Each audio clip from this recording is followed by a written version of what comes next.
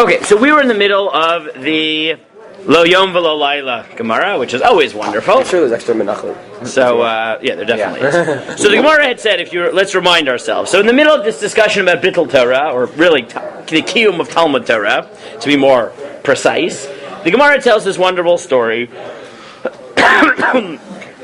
Dama, the Ben Achoto, the nephew of Rabbi Shmuel, and he said to him, people like me, who learn Gans Torah, they know everything. Sorry, I have source sheets, by the way.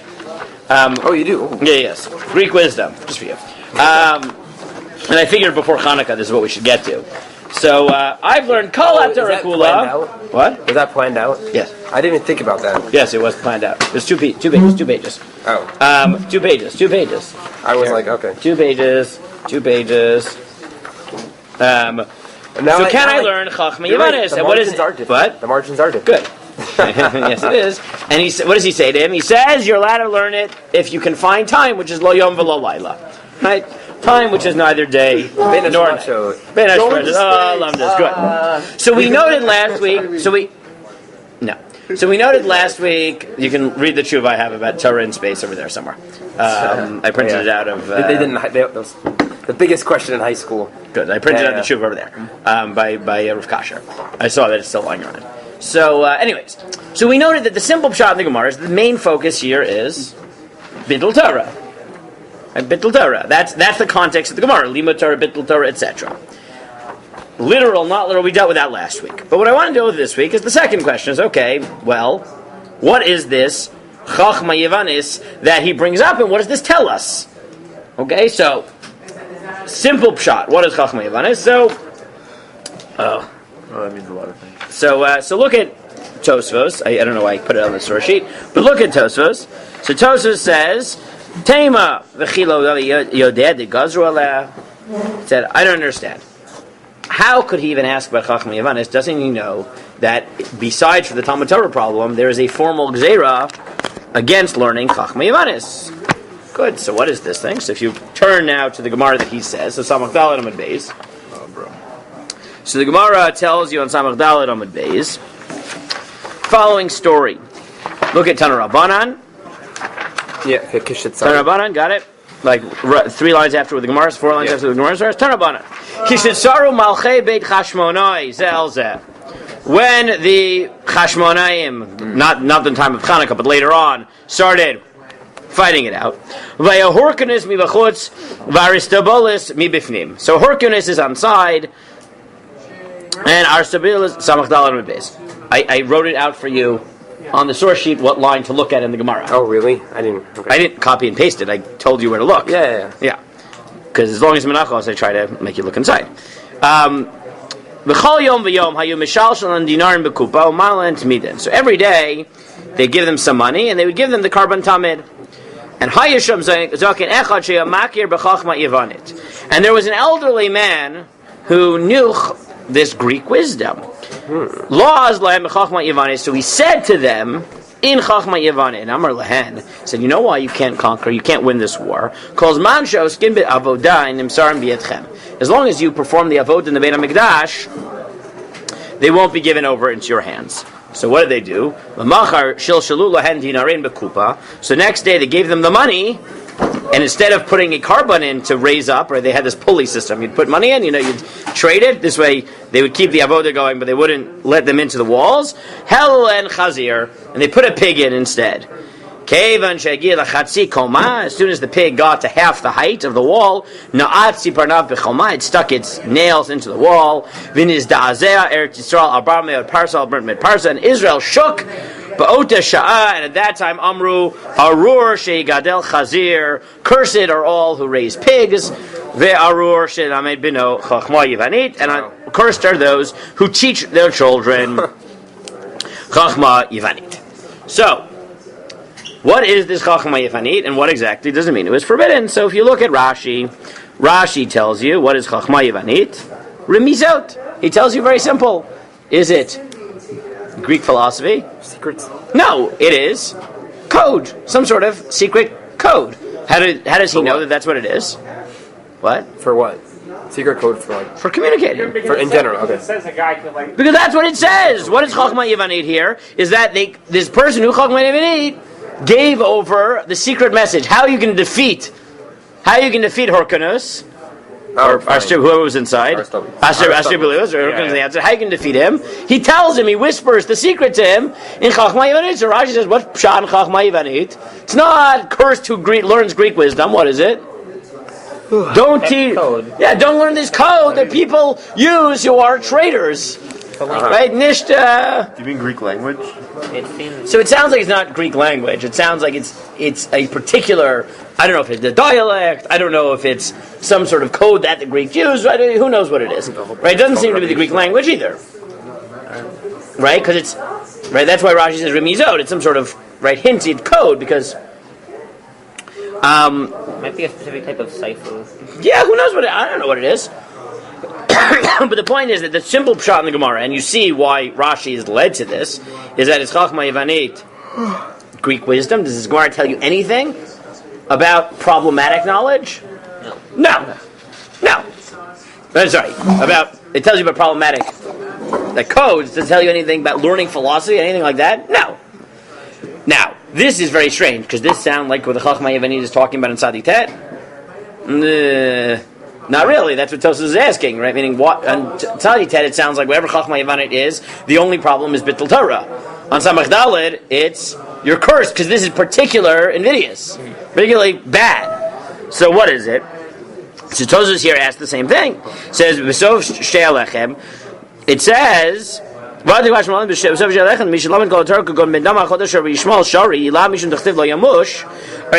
on Tzadi Tet, it sounds like the only problem is Bittul Torah. And the implication is that if you think that you only need to learn one parak in the morning, one parak at night, you could actually even learn Chachma Yivanit. Right, that's what Tosfos reads the Gemara. Again, this assumes that the Gemara is literal on Tzadi Tet, and rather, remember we talked about this last week. Is it that this is the shita that you have to learn tamid, in the sense of constant, not consistent, or is it that it's rhetorical? If you think you know Kol HaTorah Kula, so you don't, so go back and learn more. So he says, but how do you deal with this implication, right? Where it seems like the only problem is Bittul Torah. So he says, he said, possibility one is that, as we'll see in the Gemara in Sota, even this problematic language is mutter if you are involved in politics. Like, look at it now. Look at the Gemara in 4. It tells the whole story that we have here in Menachah, and then it says, so how did Rabbi Gamliel learn Chachma Yivanit? So the Gemara says, Shiny Rabbi Gamliel, the Krov and the Malchut, Havu, they were close to the monarchy, so they were allowed to learn Chachma Yivanit. The Tanya Misaber Kumi raised Midarkei Amori, Avdullah ben Reuven Etir Misaber Kumi. There was a certain haircut that was Darkei Amori, but they allowed this person, Abdullah ben Reuven, to cut this way, even though it would be Chukas Akum, right? It's a non-Jewish way of cutting hair. Shukar L'Malchus, because he was close to the government. Shubeis Rabbi Gamliel, Etir Lo Chachma Yivanit. And Shukar in the Malchut, Rabbi Gamliel's family was allowed to learn this Chachma Yivanit for the same reason. Now, I don't want to get into the halachic issues of Karl Malchus. Bride dealt with this last year, if you remember. Yeah. Right? Does this only apply in a tyranny? Does this even apply in a democracy? And this was the big machlokas between Rabbi Broid and Rabbi Alman after Rabbi Lookstein went to the Obama inauguration in a church. The question was, is he allowed to? Does Karv Malchus apply in democracy? Right? Is it predicated on assumptions of direct L'Koach Nefesh, which doesn't happen in democracy? V'chulei. Fascinating halachic sugya enough for now. So that's possibility one. If you look down in the second wine line, Rabbi Shmuel Mefarsh, to call them Gzeira Haya. Possibility two is maybe this was before the Gzeira. And then he goes through a whole discussion whether that's in fact possible.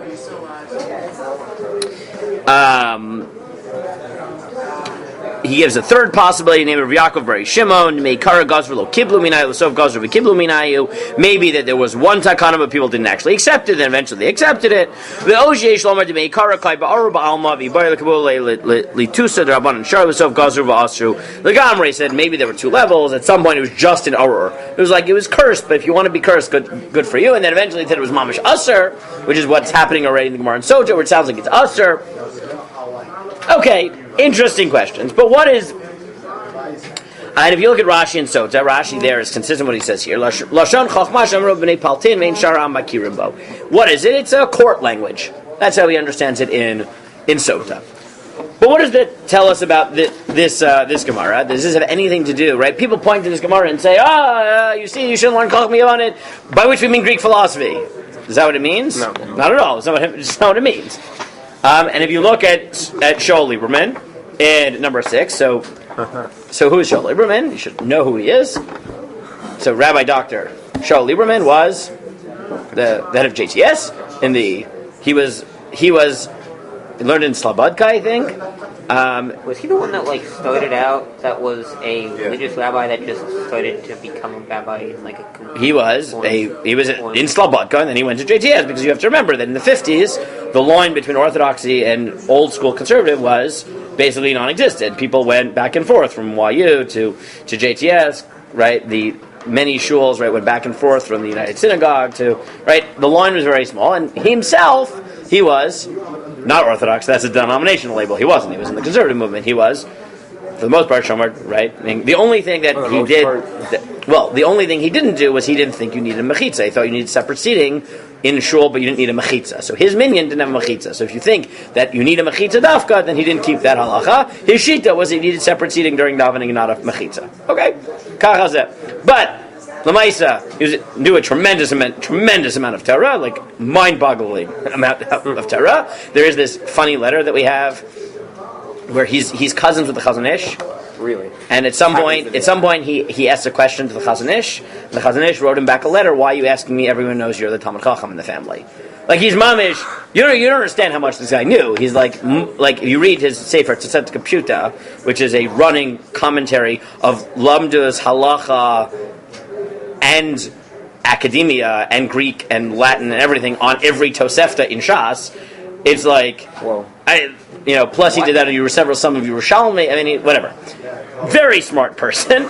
Anyways, also one of the most harif human beings who's ever walked the planet. Had no patience for people who were stupid at all, and was made very clear. What? I do. That sounds like a lot of fun. Oh yeah, his insults are legendary, quite legendary. Yes. Wait, he really didn't like Neusner. That was like what he was really known for. Jacob Neusner holds the record for having written more books than a human being who's ever lived. If you go online, he on Wikipedia, there are 2 Wikipedia entries, one for him and one for the books he's written. It's the guy lived 80-something years. He passed away a few years ago. He wrote I forget what it was, 900 books. It's not normal but part of it was because their quality was not up to snuff. It was really strange. His translation of the Yerushalmi has really, really bad mistakes. It didn't realize that Rebbe Ba is a person, Rebbe Abba, because Aleph drops out in it. So every time Rebbe Ba says something in the Yerushalmi, he says Rebbe came every time, which is insane. It's a person. You should know that if you translate. Anyway, not important. That was why when Lieberman wrote his review of it, after writing everything that he didn't like about it, right? He has this line at the end. In conclusion, there is only one place where this belongs, and that is the wastebasket. Right? This was his. He's very. Dang. He's very, very harif human being. Not important. Okay. Anyways, that's for entertainment purposes. In all the above-mentioned sources, there is no hint of a ban on the study of Greek wisdom or of the Greek language. The injunction involves only the teaching of children. Said, first of all, there are 2 things you should notice. First of all, this has nothing to do with wisdom or language. Second of all, every time it's about children, right? It's arur, right? It's about teaching. Yeah, l'zamed is beno.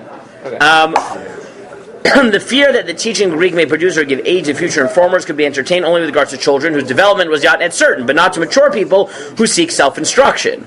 Although we do not know exactly what the rabbis designated by the term Chacham Evanid, Greek wisdom, it is obvious that in our case it comprised information which could help the individual in his association with the educated Hellenistic circles of Palestine. The rabbis had therefore a Jewish channel through which Hellenistic culture could be conveyed to them if they wanted to avail themselves of it. The question now arises, what material does Talmudic literature contain which may indicate rabbinic acquaintance with Greek literary sources and not have a direct bearing on the practical life?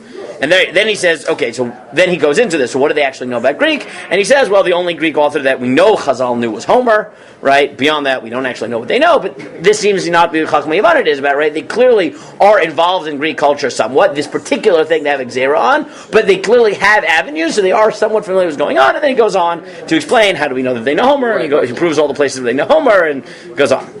So this is all just discussion on Greek, Davka? This is Chachma Yavanit. Saying like not just, secular, like Roman or anything? No, just Chachma Yavanit. Right. Just Chachma. But here's how, what? It's online. I can give you a link. It's on my computer right now. Wait, to what? Okay, cool. The first thing. I have No. If you Google this title, I got this online. Yeah, it's a the name PDF. of the whole. No, the whole PDF is online. I just copied from the PDF. Yeah. If you just Google Hellenism and Jewish Palestine, you got the whole book. It's really long. By the way, the whole Tosefta Pshuta they just put on Sfari also. It's not on Sfari, on Al HaTorah. On Al HaTorah, I think they put it. Yeah, on Al HaTorah they just put Tosefta Pshuta is one of these incredible works. Like it's just. Did he always write in English? No, Tosefta Pshuta in Hebrew and Latin and Greek. There were times I'd be reading Tosefta Pshuta in Gush, and I'd be like, no.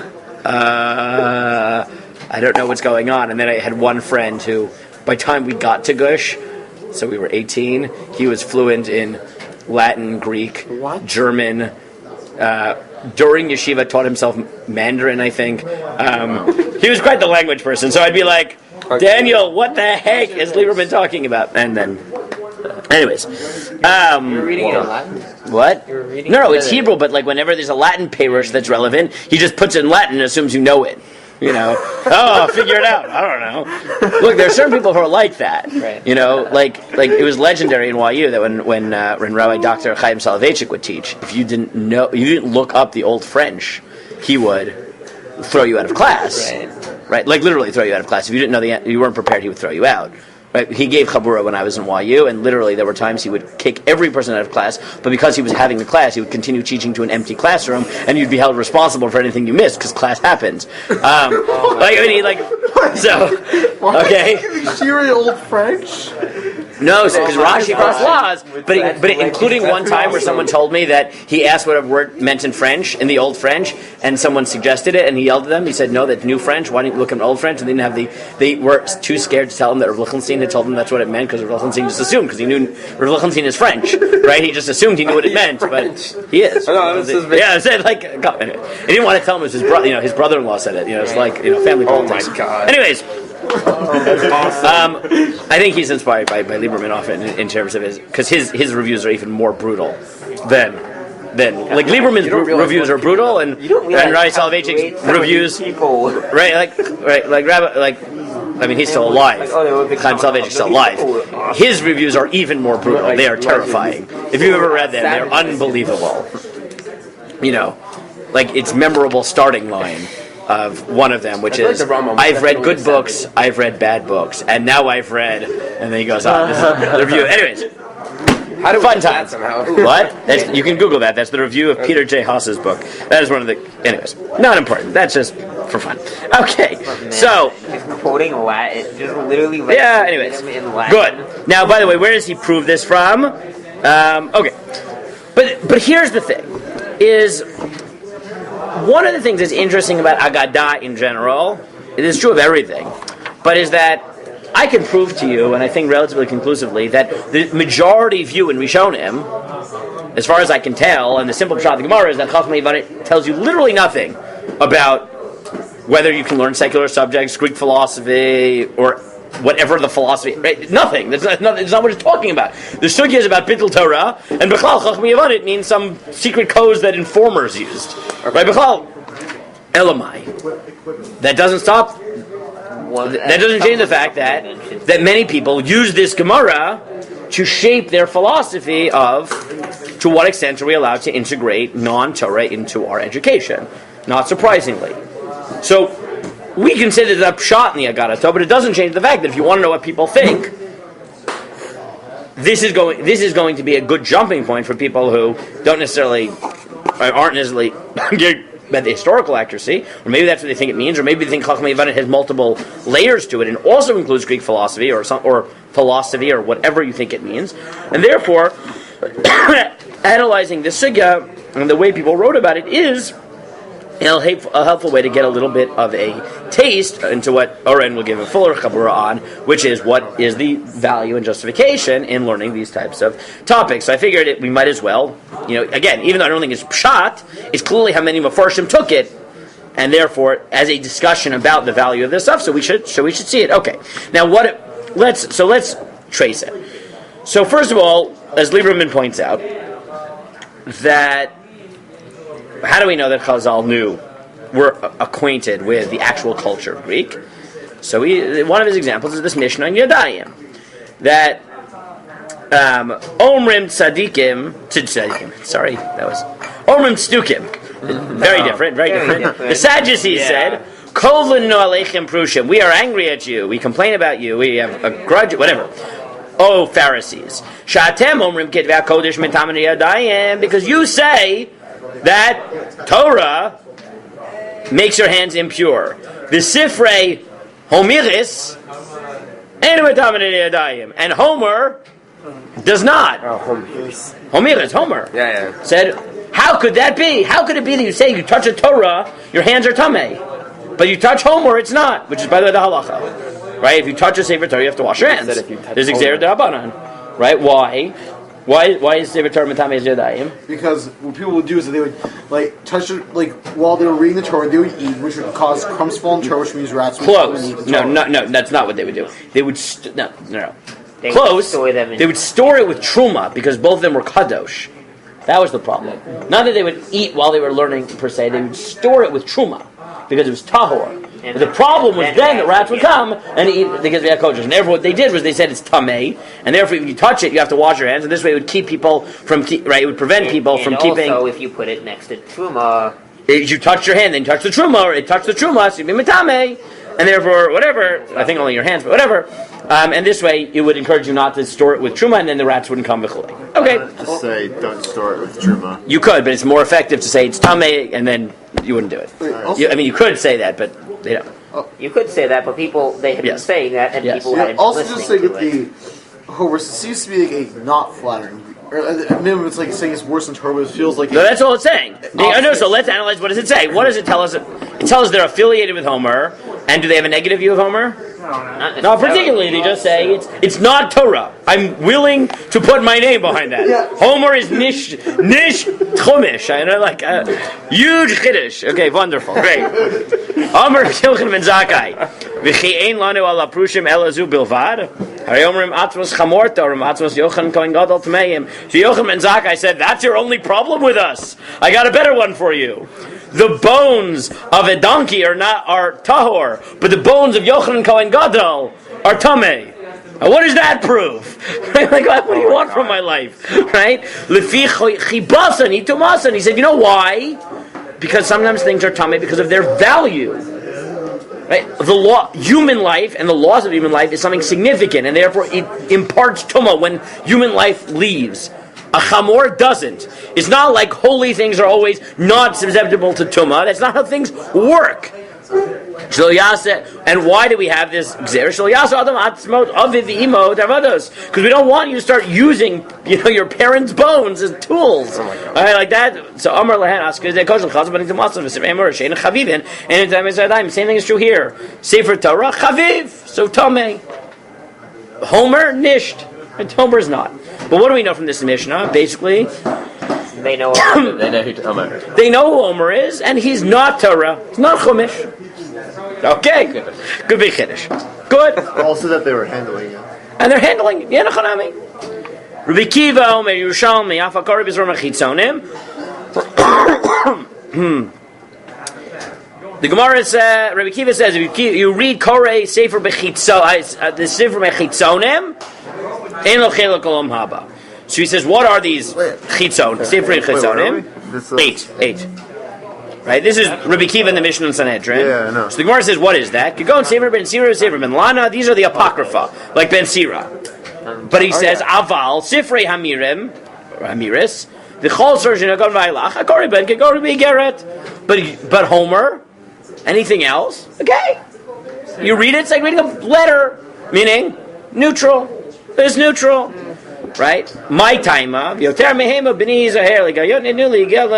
said why? And again, now we get into a little bit of pshat of the issue. It's not necessarily the pshat in our Gemara, but it's. He said, why is this true? Because you're allowed to read them, but what are they not meant for? Yigia. I think you can read them. You can read these things, but you don't delve into them. That's not what they're made for.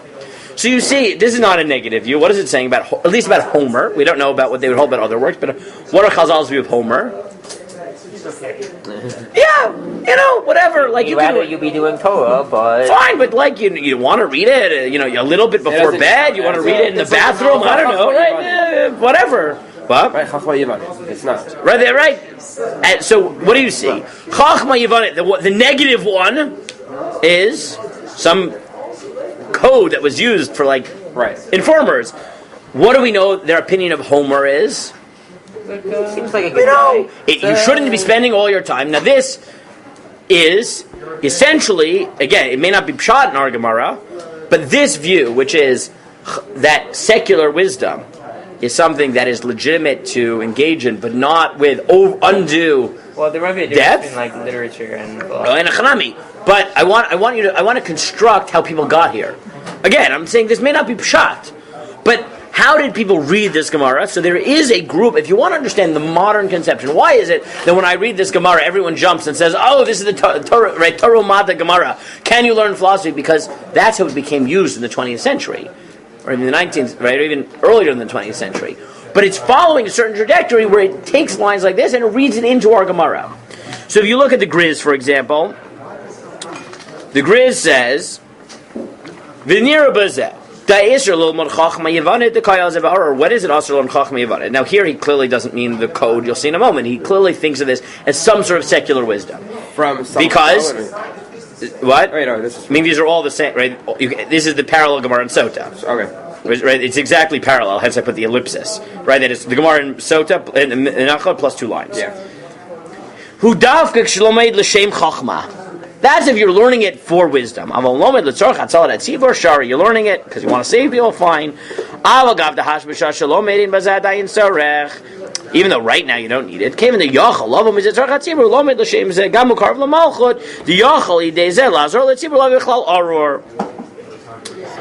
Actually, no, he may still be talking about the code.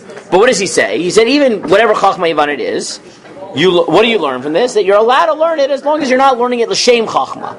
You want to lose it for practical purposes? Fine. You're learning it l'shem chachma. What will be if it's a code? What is l'shem? So that's why I tend to think he probably doesn't mean a code. He probably thinks this is philosophy or wisdom, and therefore what he's saying is if you're learning it because you think there's wisdom or something like that, that's a problem. You're learning it for instrumental purposes. That's fine. So. Again, what is he reading into this Gemara? But now he says something. One second. He says something very surprising. He says, "Aval gabaya isur de bittul Torah, bazeh binin sheh b'shas halimad gufa tzarach tzibur datzal tzibur docha bittul Torah." He said that would be true if bittul Torah weren't a function. So how does he read the Gemara Menachot? Back in the conversation, he says if bittul Torah is a function, it's not enough to say, well, maybe down the road I'll need it for instrumental purposes. To solve the bittul Torah purpose, you need an immediate purpose. So you're not kari ba'arur if you need it, if you're doing it to save the Jewish people. But if you're doing it for the long term and not right now, you do have a bittul Torah problem. That's how he reads it.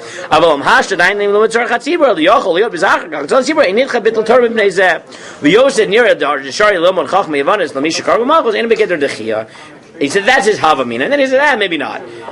Maybe it's not Dechia, maybe it's Hutra, and maybe, right, this is Havamina, this is very lamdish, is that learning Chacham Yivanis to save the Jewish people is Dechuya, and therefore it's Asr Mishum Batal Torah, and then he says, I don't think that's true. It's Mutter, because it's Hutra. If you're involved in politics, then you have to know it. It even solves the Batal Torah problem. Now, I don't know if he thinks it's Greek wisdom, or he thinks it's the code. It's unclear to me what he thinks. I think he's probably somewhere in between, and is already going in this Gemara has something to tell me about how I should approach secular wisdom. The answer is as an instrument, but never think of it l'shem chachma. Yes. You asked how would a code be l'shem chachma? If you're like a linguist. Yeah, I don't know. Whatever he means. The chachma is very evident. I mean, if you're like a linguist, you can't study chachma Yevanit specifically. Do other ones. I mean, if the problem is that we don't want you to become like a Greek informer, what's the problem? I mean, the Chachma, I would say even you can go the other way. Chachma would be like l'shem Chachma would be like hey, now I know Greek codes, and I can stab the Jews in the back if I want to. And the shame of telling the No, that doesn't sound like Chachma. Chachma doesn't sound that negative. Like I wouldn't. Like you. Yeah, Like you're I don't know. learning it to understand how language works. Yeah, I don't know. I don't know. That's what that's a question on the original Gezerah. But that's what it is.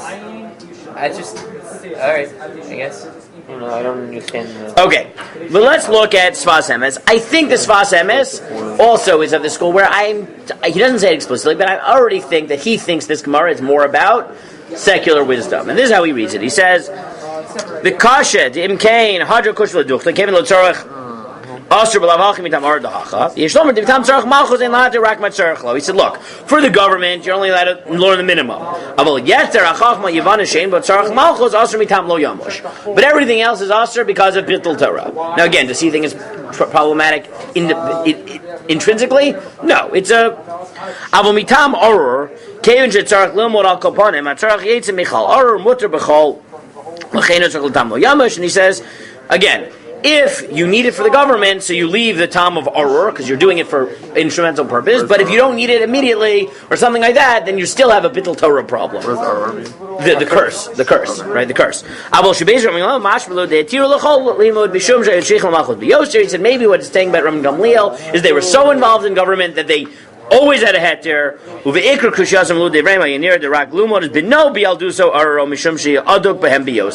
He says, I think that really it's only usher to teach children. Why? Because no problem in learning it. What's the problem? Children will become committed to it. That's similar to Lieberman, right? But a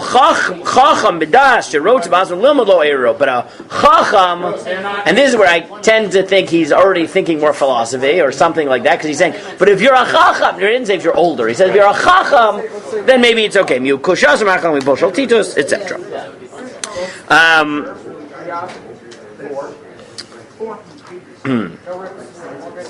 We'd already seen the other Sfas Emes, so let's skip it. Okay. Once you get to the 20th century, though, the polemic read of this Gemara that this is a statement that you're not allowed to learn other wisdoms comes to the fore. Specifically, why? I'm not going to read the whole thing, but I gave it to you. Why? Think about what's happening in the 20th century. Haskalah. No. 20th century. No, that's when the government started. 20th century, 1900s, people. Emancipation. World War I. 2 words. That's the closing Yeshiva, university. I kid you not. These are not theoretic. This is a response to YU. What? Emancipation. This is a YU, okay? YU. What are you saying? Early 20th century, didn't they close down Volozhin for trying, because the government wanted to... That's not 20th, it's 19th. That was still 19th? Oh my God, no one wants Civ.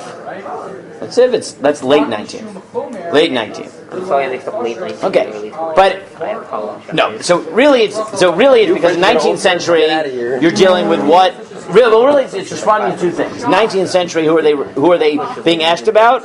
Rav Hirsch, right? Rav Hirsch's cult, right, where there was engagement in cult. And 20th century, it's YU, right? Now, Rav Elchanan was one of the biggest haters on YU, like not like in theory, like he knew YU, didn't like YU, and as the story goes, when he came to America to fundraise at some point, he said there are 2 major yeshivas in America: Yeshivas Rabbeinu Yitzchak Elchanan, which is YU, and Torah Vidas.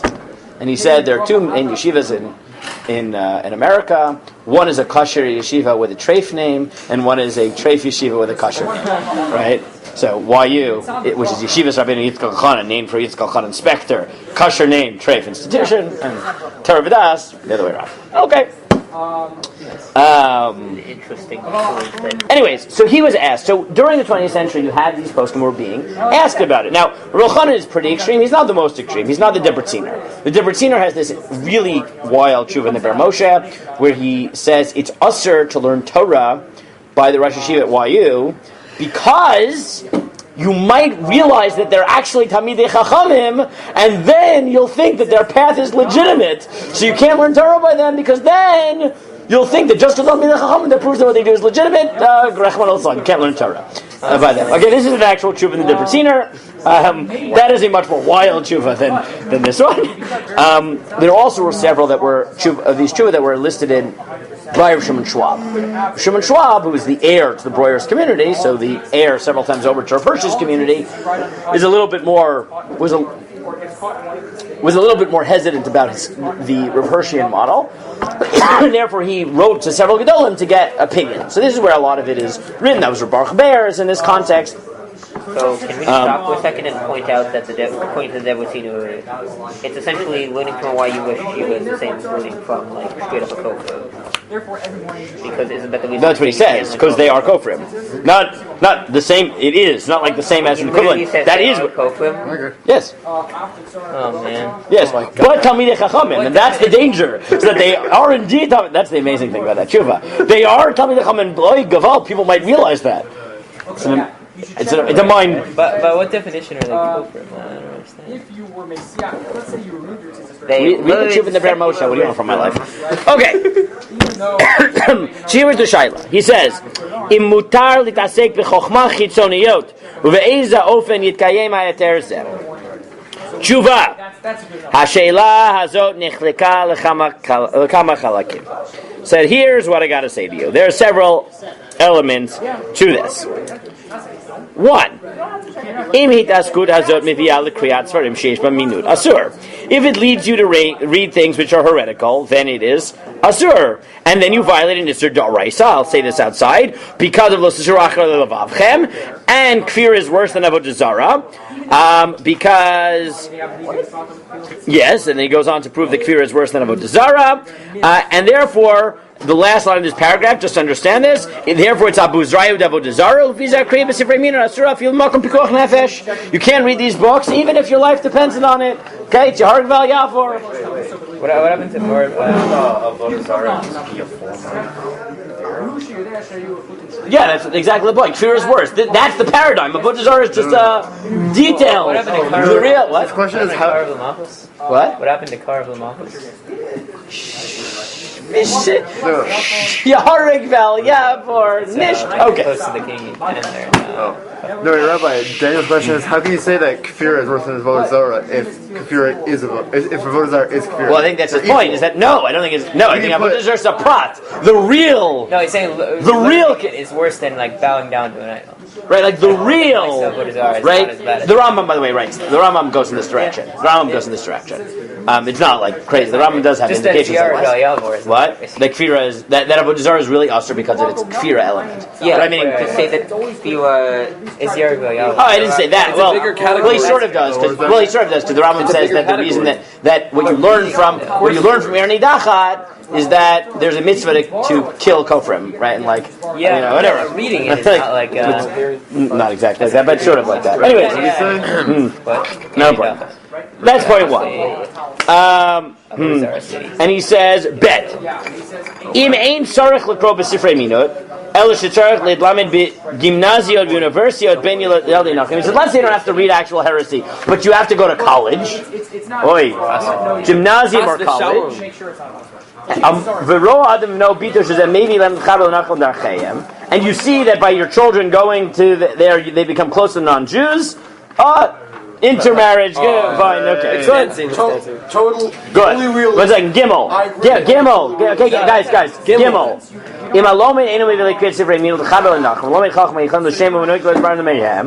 Says, okay, let's say you're not reading heresy. And you're not doing it to become close to non-Jews. You're doing it for a job. So he says, then, that's fine. Jobs are fine. Right? We talked about this. Jobs are fine because he says, unless, when is it not fine for a job? What do you think his next thing is? If you see that your son is cut out for Talmud Torah because Reb Nehorai. Right? If he's cut out for Talmud Torah, he should just learn Talmud Torah. Okay, we talked about these Gemaras last week. Daled. This is where he gets to it. But what if you don't need it for a job? You just want to enjoy.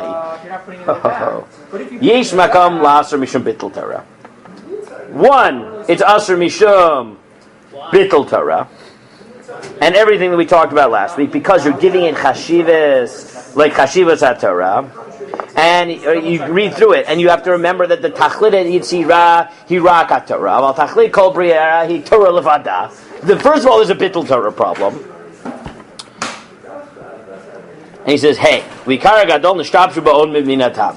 And this principle, that learning now, so we saw this last week, that one possible way of reading this is that this is about Bittul Torah, but he thinks it's more than about not learning. What is it about? Anti-learning. And this is what anti-learning, right? Like Baruch Bear, right? Even though not as strong as Baruch Bear in that sense. He says, "Ikara gadol hazeh nishtabshu ma'od b'minatam shechshivu limodim chitzoniyim kamo limud Torah. Ki sfura mayud kamo shetzarich lamod Torah lishma, chein tzarich lamod limodim chitzonim lishman." There are these people who think that just like you have to learn Torah lishma, you have to learn other wisdoms lishma. And he said, you know how I know it? They learn it not because they have to, because they want to, from rabbis who have PhDs.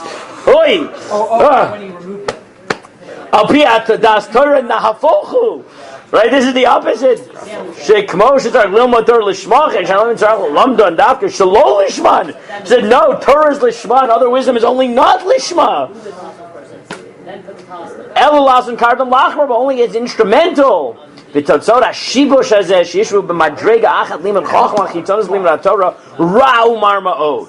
Ki mislamdin liot rabbonim levajim. It's amazing. I go back to Ashkenazis when I'm reading this. I should. Tzrichet l'chaves hara shows is parnes tzrichet leilach university. So not only do they find time to work, they have to go to university. B'torasa meimazeh nasej. When are they going to learn Torah? V'torah chogeresak. The Torah puts on sackcloth. Shechnisu tzarasa levesa, that it brings a co-wife into the house, l'man harima, to cause it pain.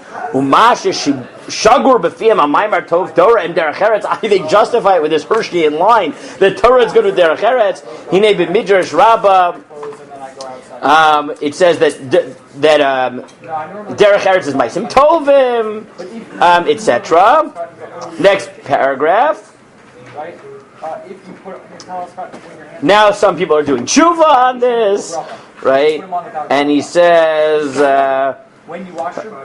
instead, now they should teach their children not to go to university, and the more learn Torah, Reisham Resubach, v'lo hamarba b'pilosofia, right? Called marba b'Torah, now marba b'pilosofia.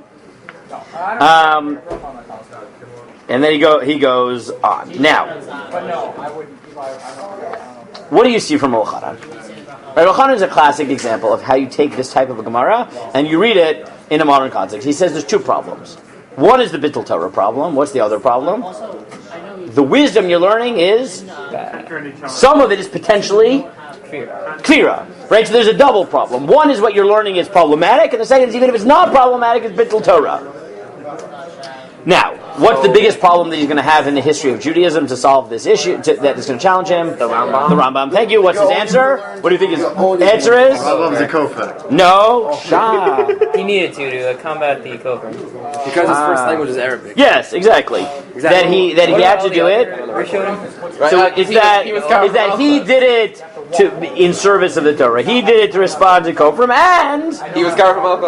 What? He was. No, he says also that's because he was very, very smart and knew Kol Torah Kula. He knew that he wouldn't be damaged because he knew so much Torah. We'll all become Kofrim, so we can't do it. And this Gemara becomes right, and becomes part of this dialogue. That there are two problems. What you're doing is heretical, and what you're doing, even if it's not heretical, it's Bittul Torah. And that's what you should learn from Gemaras like this. You should always be learning and not looking for the other wisdoms.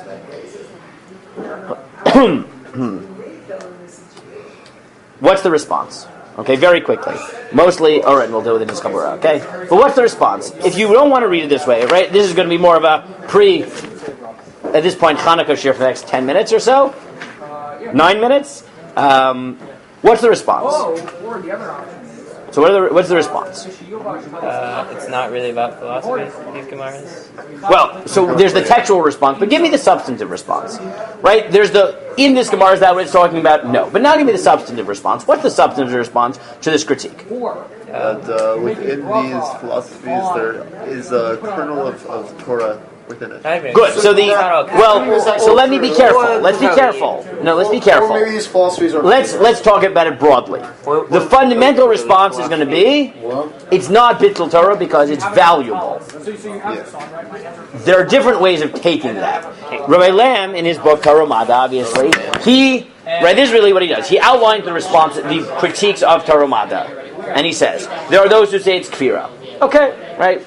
Kfira, we can deal with the problem with kfira. But the fundamental problem, he says, that I really have to deal with is the bittul Torah. Right? Because kfira, okay, we can talk about it. This is problematic, but science isn't, right? Not everything is kfira.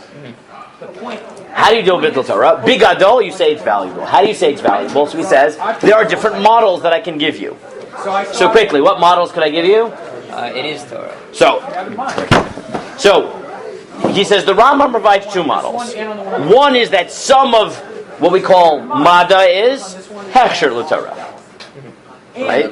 It prepares you for Torah. What does the Rambam say that explicitly about? Math. Right? Math is not Torah according to the Rambam. It's necessary to develop wisdom. It's not Torah. It's necessary to develop philosophy. Therefore, you shouldn't be doing the base medrash. You should do it later. Right? And then there are certain parts of it the Rambam says are the ultimate of Torah. Right? The ultimate of Torah. Which does he think that is? Philosophy. And how does he justify that? How could it be that Aristotle is Torah for the Rambam? Exactly. Meaning it's really truth and either it's true or it's not. Right? Metaphysical truth, they're true or they're not. If they're true, they're Torah. If they're not, they're not. Right? So that's one model. So if it's true, is automatically Torah? Yes. For the Rambam, yes. That's one model. What else? Evolution. What other models are there? In philosophy, Yeah, in philosophy. And science. Now, what's the problem with limiting yourself to the Rambam? Then what is the Rambam? The Rambam is very specific. Math, science, hechsher. Right? Math, hechsher. Certain parts of science, right, and philosophy. But what about literature, art? Any value for that? Slavdavka. Right? He says, no, there are other models. There are, and I won't get into the exact nuances between them, but he says there's another model, which is the Rav Kook Kabbalistic model, Hasidic model, which he acknowledges are related. Now he said, Hasidim weren't in favor of Mada. But he says the philosophy of Hasidut and Kabbalah, as Rav Kook presented it, in slightly different ways, allow for an even more embracing thing, which is Hasidus' fundamental insight was that everything in life, experiencing the totality of life, but recognizing it's from God and using it for Avodat Hashem, makes it not just instrumental, but intrinsically valuable. And therefore, you're willing to go as far as saying that a tish is avodah b'gashmi. You're worshiping God through eating. He says, if you think that's true, engaging your mind in ways that will deepen your understanding of the world and God. If eating can be avoda, then for sure using your mind can be avoda intrinsically.